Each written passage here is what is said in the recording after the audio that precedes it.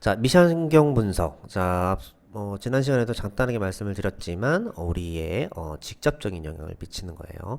그래서 먼저 이제 간접적인 영향을 미치는 거시한경을 봤었고, 그 다음에 우리 직접적인 영향을 미치는 미시한경을 보게 되면, 가장 대표적인 분석 프레임은 3C 분석입니다.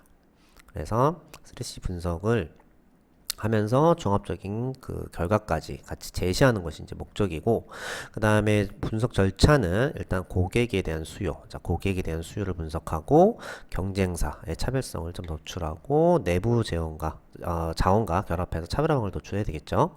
그거를 하나하나 절차에 맞게끔 한번 살펴보도록 하겠습니다. 일단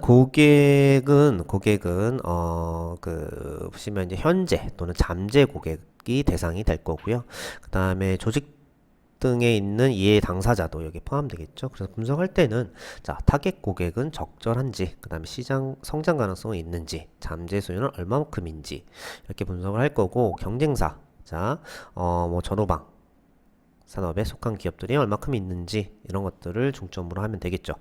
그래서 궁극적으로 살펴볼 거는 경쟁사와의 차별성, 우리의 차별성이 무엇인지가 중점이 될 거고요. 자사의 분석은 기업의 내부 자원, 뭐 조직, 재무 등 여러 가지가 있겠죠. 그 다음에 우리의 제품과 서비스, 뭐 이런 것들이 이제 포함될 거고, 이걸 하기 위해서 내부 조직의 문화, 그 다음에 기술력, 그 다음에 시장 인지도 등 다양한 요소가 될 거예요. 그래서 작성 사례를 가지고 한번 보면 좀 더 이해하실 수 있으실 겁니다. 자, 작성서를 보면은요, 우선 이제 고객 분석. 자, 우리가 앞서 뭐 적용 분야를 도출하면서 시장 분석도 많이 했었죠. 그래서 우리가 시장에 대한 그 적용 분야를 도출을 다 하고 이제 거기서 끝났는데, 자, 여기서는 이제 미시한경 분석으로 별도로 추가적인 분석도 있을 수 있겠지만 그걸 정리한다고 생각하시면 될 것 같아요. 그래서 우리가 이제 타겟 고객을 정리를 할 때, 자, 우리가 적용 분야, 자, 애초 고려했던 적용 분야 여러 가지 중에 우리가 선정한 이런 적용 분야의 타겟 고객을 구체화시키는 거죠. 자, IT 쪽에 뭐 서비스 사업자, 포털 사업자, 이렇게 디바이스 사업자, 신규 사업자 이렇게 돼 있는데, 우리가 지금 그 주로 판매하는, 그러니까 우리의 고객은 어떤 IT라는 적용 분야가 아니기 때문에 이 적용 분야에 들어가 있는 어떤 B2B라면 어떤 서비스 사업자, 포털 사업자 이렇게 될 수 있겠죠. 그래서 이들을 구분을 하고 이들의 어떤 고객 니즈들을 이렇게 정리를 해 나가는 거죠. 그래서 신사업 기획할 때 필수적인 것이 이제 타겟 고객을 이렇게 명시를 하고 그거에 대한 니즈를 정리하는 것이 이제 필수적인 요소가 되고요. 이거는 우리가 이제 작성 방향으로 따지면 요약했던 내용을 좀 상세화시키는 이러한 배치 구조를 띠게 되는 거죠. 그래서 이제 좀 더 구체화가 시켜버리면 이렇게 해서 이제 공인 니즈가 이제 나왔고, 그 다음에 우리가 별도로 자, 이제는 우리가 이제 그 항목별로 컨텐츠 항목별로 해서 국내 또는 해외 고객들의 이렇게 수요들을 이렇게 파악하죠. 이거의 파악 방법들은 뭐 늘 우리가 쓰는 뭐 FHI라든가 설문조사 이것도 좋지만, 우리가 지난번에 배웠던 어떤 빅데이터를 통해서 검색어 트렌드라든가 어떤 그 국가의 뉴스라든가 이런 걸 통해서 이렇게 정리하면 되겠죠. 그래서 기본적으로 해외 고객도 같이 이렇게 분석하는 것이 중요합니다. 왜냐하면 우리가 뭐 해외 쪽으로만 국내로만 국한돼서 하는 사업들이 좀 많이 없기 때문에 이렇게 해외도 같이 해서 우리가 정말 서비스할 수 있는 항목별로 이렇게 구분해서 정리하는 것이 좀 바람직하고요.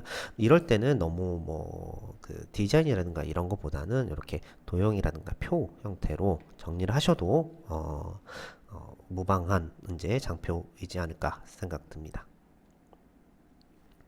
그리고 두 번째, 우리가 이제 포지션 분석을 한번 해봐야 될 텐데요. 포지션이라는 거는 고객에 맞게끔 우리가 경쟁사들이 어떻게 분포되고 있는지를 분석하는 거죠.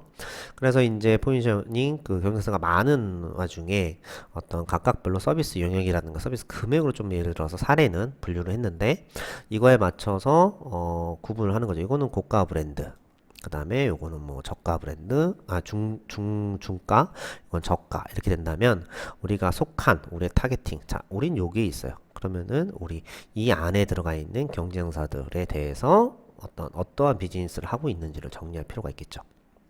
그래서 경쟁사 분석은 이런 형태로 정리를 하고, 그 다음에 너무 많은 경쟁사들이 나타나기 때문에 이렇게 마찬가지로 매트릭스 구조입니다. 이것도 마찬가지로. 그래서 매트릭스를 이렇게 정리하는 것도 이제 보기 쉽게 정리할 겁니다. 그리고 이제 자사 분석. 자, 우리가 자사 분석을 앞서도 우리가 내부 환경 분석을 했는데요. 이거를 이제 분석적인 이제 요소를 가미시켜서 정리를 해야 됩니다. 그래서 우리 기업이 명확한 현황을 파악하는 데 도움이 될 건데, 그래서 이렇게 우리의 매출액이라든가 이런 것들을 이제 보여줄 수가 있겠죠. 그리고 우리 내부의 자원, 자, 우리 사업을 하기 위해서 필요한 요소들을 이렇게 배치를 하고요. 뭐 사업 경험, 인적 자원, 전략적 제휴, 투자 규모 이렇게 배치를 한 다음에 세부적인 내용도 있고, 앞서 얘기한 것처럼 문 차트를 통해서 이거에 대한 어떤 정리 부분을 이렇게 의견을 내세우는 거죠. 그래서 이런 형태로 내부 자원을 정리를 하면 큰 무리가 없을 거고요. 이럴 때 우리는 기획자지만 우리가 회사 전체적인 어떤 역량을 파악하기가 어렵죠. 그래서 혼자 할 수 없다면 각 부분의 어떤 그 담당자와 협력해서 이것을 확인하면서 작성하는 것이 매우 중요할 겁니다. 그래서 종합적인 이렇게 정리를 하는 것도 이제 매우 중요하다 말씀을 드릴게요.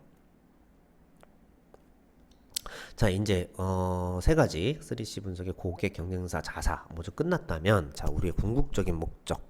자, 이것들이 그러면 우리가 이걸 보고 어떻게 앞으로 해 나가야 하는지, 자, 종합 분석이 필요하겠죠. 그래서 보시면 이렇게 고객, 경쟁사, 자사 분석들의 내용을 간단하게 정리를 하고, 이걸 가지고 우리가 앞으로 해야 될 것들을 이렇게 정리를 해 나가는 거죠.